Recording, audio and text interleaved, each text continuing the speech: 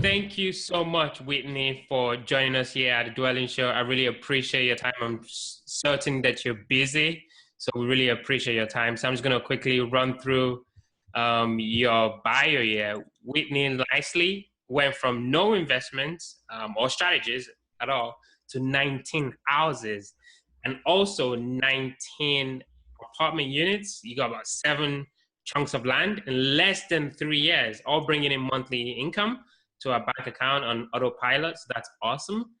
She travels the United States in stages, teaching simple strategies, meeting with other successful real estate investors, and still buying houses as she's doing that.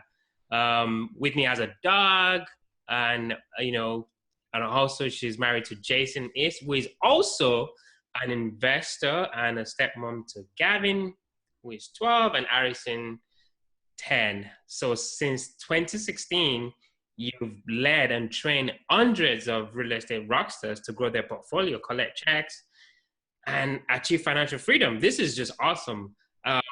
Whitney, I think you can do a way better job than I can. Can you just tell our Dwell listeners a little bit more about yourself and what you've been up to lately? No, I think you covered it. This is going to be a fun interview. I can already tell. Awesome. So again, thank you. I'm just kind of curious. I'm going to jump right into it. Why real estate? Well, if you think about it, everything that we do is kind of a new fad. I mean, how long has podcasting been around? Maybe 15 years? Right. That's like nothing in the history of the world, right? Even Facebook is an infant in the history of the world. But one thing that has always been around, one thing that will always be around is real estate. Everybody I know has a real estate problem. They're constantly worried about real estate. And, a lot of online entrepreneurs are really excited about, what do they call it? Like subscription boxes and things so that you're getting monthly income. Well, I cannot think of a better monthly recurring income than when people pay rent every single month, because it's natural. I don't care if robots take over McDonald's. I don't care what happens with the job market. There's people and they got to sleep somewhere with a roof over their head. They want a floor under their feet. Whether it's an apartment or a house or a trailer, they don't care. Everybody wants some real estate. They got to go somewhere at night. Love it. I mean, that takes me back to the Maslow hierarchy of needs, and yes, shelter is pretty much, it's a necessity, right? Everything falls under that. I mean, you got to heat, but if you have shelter to heat, it's a lot easier to keep the heat contained, right? Right. And food, and you got to have somewhere to store that. So, I mean, that's the biggest and best thing that I can tell you. Awesome. Fine. So you chose real estate. You're like, I love the sound of real estate. I'm going to do this. And you've obviously done pretty successfully over the years now. So my kind of question is, when you decided real estate, how was that decision for you? And what were you doing pre-real estate? And how was that transition like for you? I just want to... I am a fourth generation entrepreneur. My great grandfather started a dump truck company in 1939. And so my family, especially my mom, they've always been real estate investors. So I grew up knowing that money came in the mailbox every single month. I didn't realize bills came in the mailbox until I was in my 20s. I mean, it was pretty old to be learning that kind of lesson. But, that's how I grew up. It's just knowing that money happens every single month in the mailbox. And so when I was in my 20s, I was like, wait a second, why don't I have any money coming in? And Mom was like, well, you got to buy something first. Oh, and so that was my first, kind of epiphany moment. I mean, it seems pretty obvious, right? But it wasn't. And I started by buying land. That's how I got the land that I have. And then I grew into houses, and then more houses, and then the apartments. Awesome. So land, that is kind of like the dark horse within the real estate class, right? The asset classes. People don't really know much about land. So let's jump right into it. Tell us about your first land deal. How did that go? How did you find it? How did you fund it? So my very first land deal, I was hanging out at a real estate auction on a Saturday morning, and we had 90 lots that we were going to go through, and we were going alphabetical through the counties. And so we got to like the L counties, and I saw these people, and it finally, like I hadn't really been paying attention through A through J. But then in K and L, I was like, these people are paying $500. That guy just paid $1,500. That guy paid $5,000. And I was like, well, and most of them were selling for right at $1,000. And I was like, well, I've got $1,000. Why don't I buy something? And so I saw somebody else. We got into the M counties, and another auctioneer was working. And I went up to him and I was like, what's the deal with this county? What's the deal? Because all these lots had the same kind of address, same road names. And he was like, buy the next one. And I was like, nah, dude, I just want to know what's up. Like, what's going on? And he was like, just bid, buy the next one. So the auctioneer started rattling and I raised my hand. And then somebody bid against me. I raised my hand again, and somebody bid against me. And I looked at my friend who was standing there who said bid. And so I raised my hand the last time, and it sold. And I completely blacked out. It was like, people talk about a 4-minute mile and how you overcome this, and then everything's different. Well, I blacked out for my first 4-minute auction, and I don't remember it. I did not know how much I paid. I did not know where it was.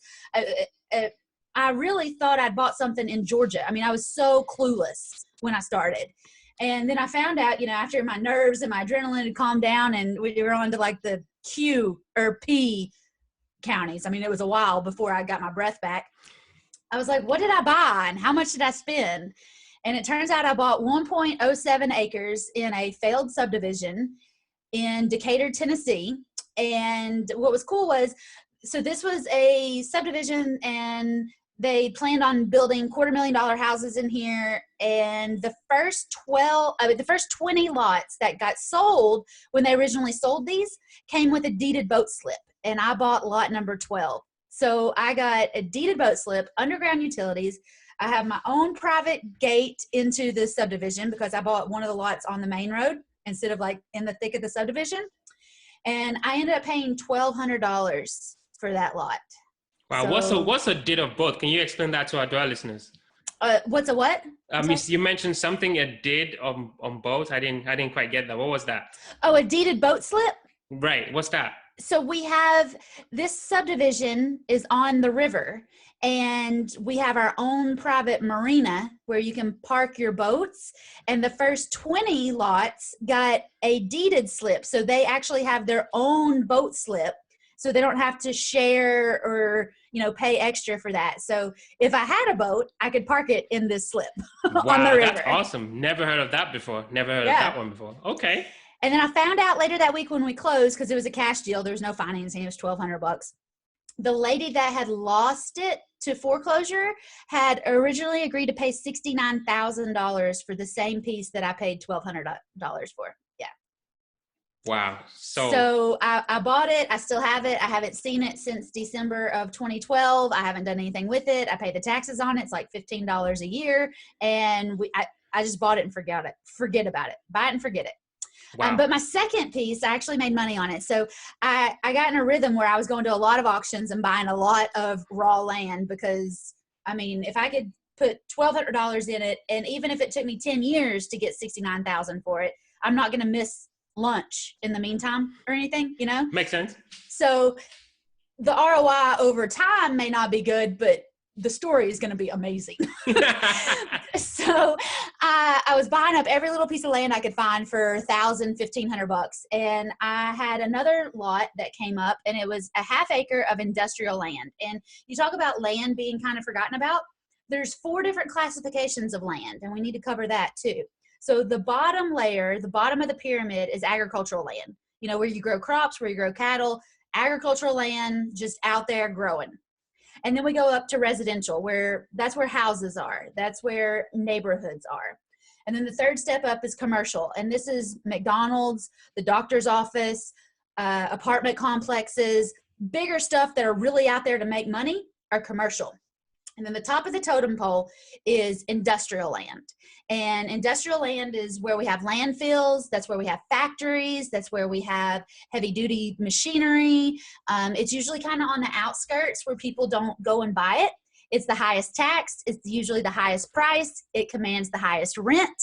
It's got the most demand because you just can't get industrial land like you can get agricultural land. All right. And once you go up the pyramid, the land doesn't really come back down. You're always trying to go up with your land. So I found a half acre piece of industrial land up at the top of the totem pole, and I bid $1,500 and I bought it. So $1,500, I got half acre, and I turned around and rented the driveway, just the driveway, not the land, just the driveway, for $250 a month. So after 6 months, I had all my money back. I got $250 a month for life. Wow. And now I still rent the driveway, but I also have the land rented for $500. So I get $750 a month off a $1,500 investment.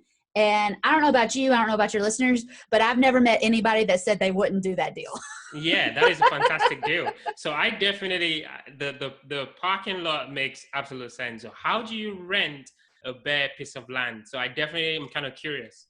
So my driveway, it splits my property from my neighbor's property, and he has a big warehouse because he's industrial land too. But to get to the back of it, instead of driving all the way through the front of his property, he just goes straight through my driveway and he's at the back of his property. So it's a convenience factor for him. His competition. Okay, so my neighbor has dumpsters for the city of Knoxville. They go and pick up all the recycling. They bring it to his warehouse, they squish it down into boxes, and then haul it off to wherever recycling goes. Well, so he's got these big dumpsters out there because he hauls trash. Well, the guy that rents the land from me also has dumpsters, but he has the dumpsters that people rent when they flip a house. So you've got a bunch of trash and sheetrock and flooring and carpet. Well, when those boxes aren't on a job site getting full of trash, they got to sleep somewhere. And they can't just sleep in the front yard. They have to sleep in industrial land. So he rents sleeping space for his boxes. Wow, that's fascinating. I really like that. That is so unique. So, Whitney, are you actually based in Tennessee? Yes, Knoxville, Tennessee. Knoxville, you're in Knoxville. Okay, that is just totally different. I'm learning so much today myself. So the first land, when you're still holding on to that. Second land, you're renting both spaces, doing pretty well. So you were kind of going to this auction, buying land. Well, what was that transition into residential like, and why did you make that transition? Well, I thought, I've been doing pretty good with this land, but I'm ready to really step it up a notch. So I started to go into little house auctions, and I bought a house for $30,000 and started renting it for $750 a month. And I thought I was doing pretty good. But once I learned how to calculate income versus what I spent and figure out what my return on investment was, it wasn't that it was a bad deal, but it was going to take me like 115 years or something ridiculous to where I could make enough money to retire on this pattern. I mean, I was going to do better if I could just keep going buying land and renting it out instead of getting into houses. But I also knew that at the time I was getting $250 for the driveway and I was getting $750 for a house. So I definitely need more houses, but I was out of money. So I borrowed my brother's life savings and bought another house, and we were both broke. I went broke trying to get rich. I really did. I went broke trying to get rich, buying up everything I could, no plans, no strategies. And that's when I found Ron LeGrand, who teaches owner financing and lease options. And I learned from him. I got a mentor from him. And if I had not tried to figure it all out myself, if I would have just followed in the path of somebody who'd been before me, I would probably have 150 houses, and I would not have invested any of my money. I wouldn't have invested my brother's money. I wouldn't have gone broke trying to get rich, but I have to learn things the hard way sometimes. So I mean, you have so much good content in there. You talked about having a mentor. You talked about structuring deals creatively, seller financing, lease options. So let's kind of unpack that a little bit. Okay. What do you really mean by getting broke trying to be rich? Can you just kind of break that down for our dual listeners? I mean, I was spending my money. I was spending my paychecks. I was spending my life savings. I didn't have a retirement. I didn't have a 401k. I didn't have an IRA. I was spending every last penny I could to buy this land and then to buy that house. I mean, I was out of money. And then I wanted to buy the other house, and I really did go and tell my brother that he was going to be my partner and I was going to take his life savings too. I mean, we were both like down to eating breakfast, lunch, and dinner with mom because we couldn't afford to go out and go to bars or go on vacation or anything. I mean, I spent every penny we had to buy these two houses in this land. So, and then you met Jim, right? And then he started teaching you. So first and foremost, before we go into what you learned with Jim, if I'm a dual listener listening to this and I'm like, I love what Whitney is saying, I want to do something similar. What do you think about mentors, and should you pay to have a mentor? I think everybody needs a mentor. The best athletes have coaches and mentors. They have psychological mentors as much as they have, how to dribble the ball better mentors. And a lot of times it's more of a head game than an actual physical game anyway. I always have a mentor. I have a business mentor. I have a mindset mentor. I have a real estate mentor. I love having somebody that I gladly pay, that can help me get to where they are. And then I'll find somebody else that'll help me get to where they are. And there's plenty of people out there. You're going to have to pay them, but they'll get you to where you are. I mean, my clients now, because I mentor lots of new investors, and I say all the time that they happily pay me 5 figures so that I can get them to 6 figures. If I can get somebody that has a 6-figure job and I can help them add 6 figures without adding another job, they're totally in for that. Awesome. I love it. I mean, I also have a paid mentor. So that I just kind of wanted to get your opinion and just kind of wanted to share that with our dual listeners. I invested $15,000 in my first mentor and I made $135,000 in the next year. Wow. Straight from what my mentor was able to help me with. So I didn't totally 10X it, but I got really damn close. And it's like that every time I invest in a mentor, no matter what it is that they're helping me with, I either get really close to 10Xing it or I 20X it. Wow. And I think it's also interesting to just kind of put that out there. It's just nice that you can talk to someone that you're trying to become, and you don't want to feel like, you're taking their time and you're not giving anything back. So I think just having that, even just paying a mentor, just shows that you're committed to whatever it is you're trying to achieve, right? It does. And again, when you go to college, you're doing the same thing. You pay a whole lot of money to somebody that is supposedly going to help you make more money. Absolutely. You've said it so much better. Yeah, that is exactly what college is, essentially. So you learned a lot about seller financing and lease options. Briefly, can you tell us what seller financing is and what lease option is, and how did that help grow your business? Well, seller financing, owner carryback, seller carryback, all of those terms are kind of the same. And it basically means that the house is free and clear. There's not a mortgage on it. There's no liens against it. The seller has paid it off. Like I bought my house for $30,000. It was free. Nobody owed anything against it. And in turn, the seller becomes the bank in this transaction. So I don't need to go to the bank and get any money. They are going to back this deal. They are financing the deal for me. Seller is financing, the owner is financing the deal for me. A lot of times in owner financing or seller financing, they don't pull your credit. You don't have to put any money down. You don't have to jump through 18 different hoops and prove that you're amazing. Especially the way I teach to find them, they're glad to have you and they will hug you after you sign the contract. So I love that you say that. So there's a lot of people with that. Sometimes we have this scarcity perception, like there isn't any deal out there. So how do you find these landlords that some of them are just tired and looking to retire and they want to just give you their house with no money down? How do you go to find this landlords? Anybody in America can go drive around for an hour a day and find 10 empty houses. And so if you drive around for an hour a day for a week, 7 hours, that's less than you spend a day at your 9 to 5. If you do that for a week, you're going to find probably 50 or 70 empty houses in your area. And that experience will open your eyes that there's lots of opportunities out there. There's lots of deals out there. Most of the time, empty houses are free and clear. They're perfect for owner financing or seller financing. And now's a bad word, but now we're going to have to work to find these sellers, to hunt them down, to make them an offer. I mean, you have to hunt people down to offer them money. It's ridiculous. They don't just stand out on the corner and ask for it. Those guys don't have any properties, but the people that have properties, you have to hunt them down and convince them that you're a real person and that you're going to send them money and it's all going to be cool. So there is a little bit of work involved, but just by opening your eyes and realizing that that scarcity mindset has been given to you by the media and the government, and that there's plenty of opportunities, there's plenty of money, there's plenty of deals out there. I can't do them all. That's why I coach. I can't be all over the country or even in other countries. I have to teach you how to do this so that you can go out and help your sellers. You can help yourself, but you can help your sellers too. Absolutely. So lease option, before we jump to that. Yes, before we jump to that. Okay, so I can explain this in two different ways. I'll go through both ways. So a lease option is a really fancy rental agreement. You have a lease.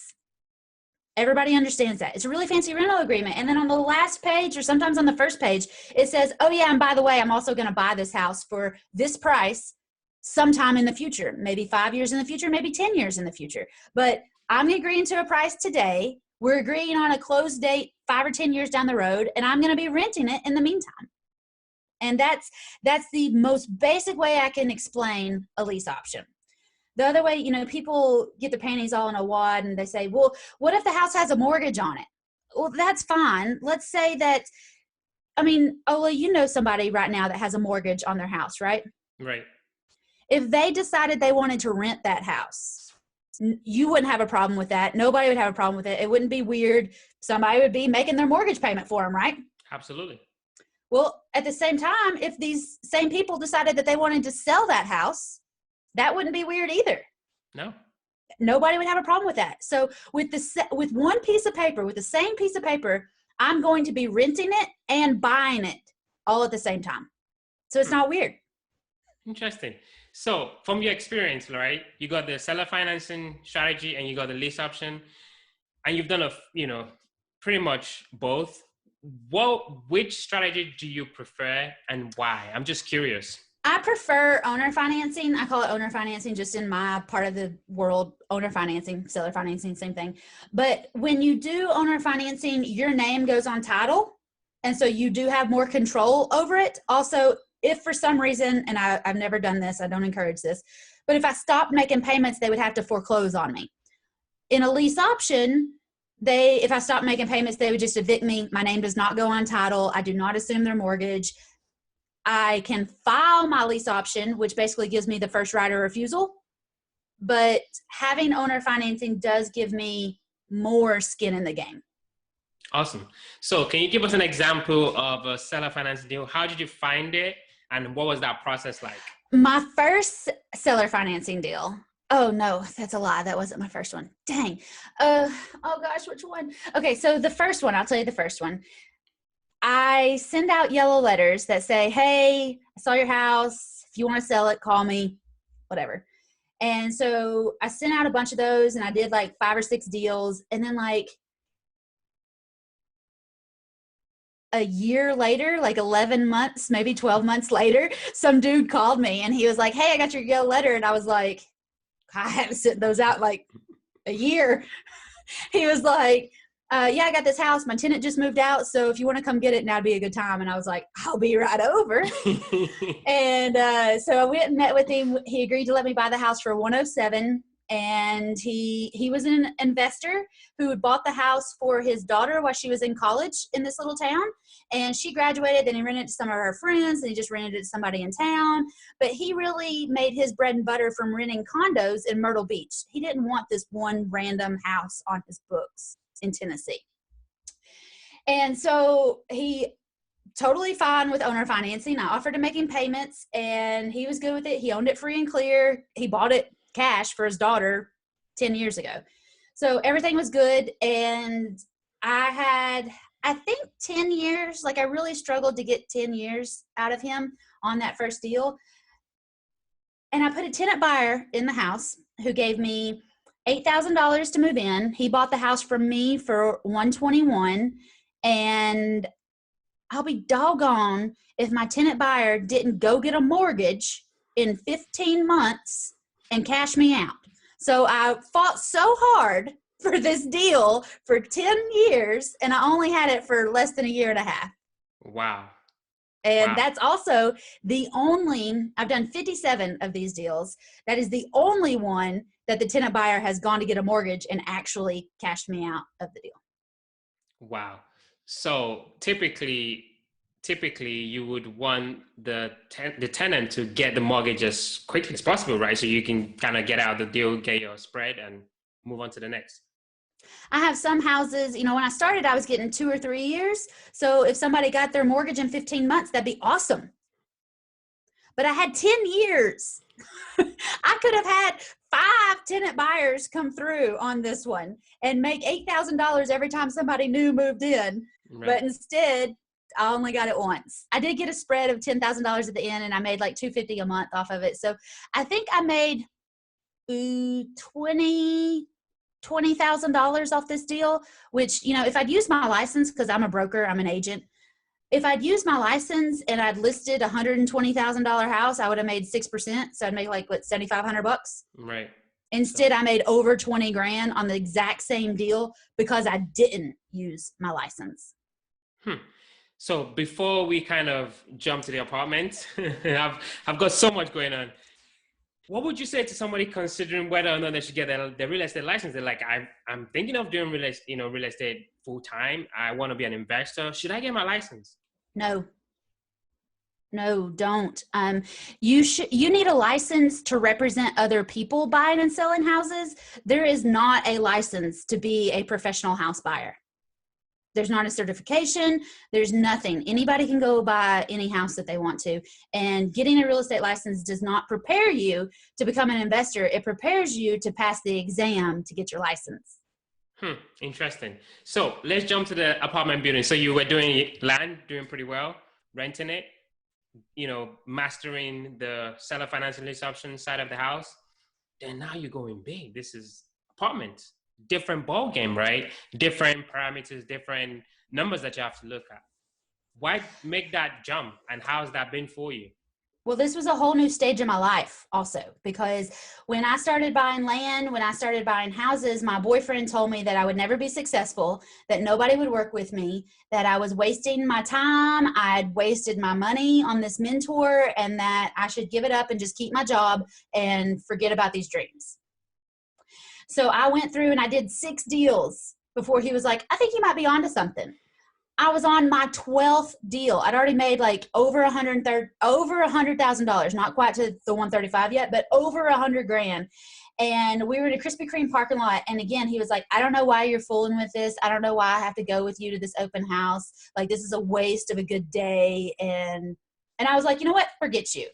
You are a negative Nancy and I can't handle it anymore. I am going to be amazing at this. I'm already amazing at this. And so forget it. We're done. We broke up in the Krispy Kreme parking lot, sitting back to Georgia. Wow. So he called me and he was like, all right, so real estate's really important to you. I get it. What can I do to get back on your good side, basically? And I said, well, you got to get into real estate. You got to go to these conferences with me. You got to help me with this. You're going to have to be involved and really grab hold. So he went to a house conference with me, boot camp. And then he signed us up for apartment boot camp. And I closed 2 more deals. So I had my 14 deals in my first year that way. And I think he fell in love with the apartments and the strategy and the formulas and the math and with apartments, it's a lot more black and white. With houses, there's a lot of gray. There's a lot of different things that we can change. With apartments, it's pretty much, you look at the numbers, they work, they don't work, and there's nothing we can do about it. Mm-hmm. So he really fell in love with that. And so because he was participating and I wanted to get into apartments also, I'd done 14 houses in 9 months. Yeah, let's do apartments. Sounds good. So it wasn't just that I grew into apartments. It was that I personally, internally grew into apartments. And he proposed to get married a month before we closed on our deals, but we bought them as partners, not as a couple. Nice. I'm smart. But that's how we work that. So we have 3 complexes totaling 19 units. We have a triplex, we have a 5 unit, and then we have an 11 unit. And our 11 breaks down to a 4, a 6, and a house, all on the same parcel. Okay. So the 16 units that we have, they're pretty close together. They're almost the same. They just have different parcel IDs. And we have a management company that runs those, but our triplex, I self-manage it. How's that going?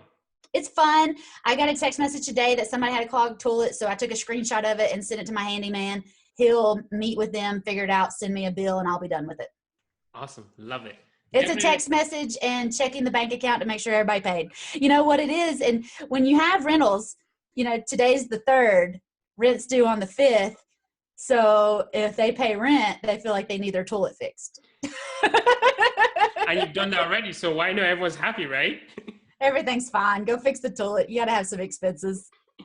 Man, I could keep going on, Whitney, but we're definitely, I'm learning so much. We're having fun, but we're definitely dwelling into the quick rounds now. So these are going to be quick questions, quick answers. So first question, what makes Whitney nicely unique? What is that differentiating factor that makes you different from the next girl or the next guy? I think it's probably the way I was raised. I was raised by a woman who said, yeah, go and do it. Don't let anybody tell you you can't. And so I never realized that I had restrictions until the world started telling me that, you know, maybe I can't. Watch this. Mama says I can. So I think that's what makes me keep going. Okay, awesome. Second question. What was the last book that you read? And what was the one nugget that you love from that book? Gosh, I can't find it right now. It's green. It's by Doreen Virtue. And I've got the cards right now. Angels of Abundance or something like that. She is a Christian psychic. And she wrote a book. She did the cards here with her son, I think, but she wrote the book with her husband or something. And it's all the same motivational stuff that everybody's always saying, but it comes from a Christian psychic, which is a neat little twist on things. That was the last book I read. I actually have 3 books going on right now. I get a little distracted. Awesome. So, I mean, you've got your land being rented, you got the homes, you got the triplex you're looking after, you got the apartment buildings. What do you do for fun? How do you blow some steam off?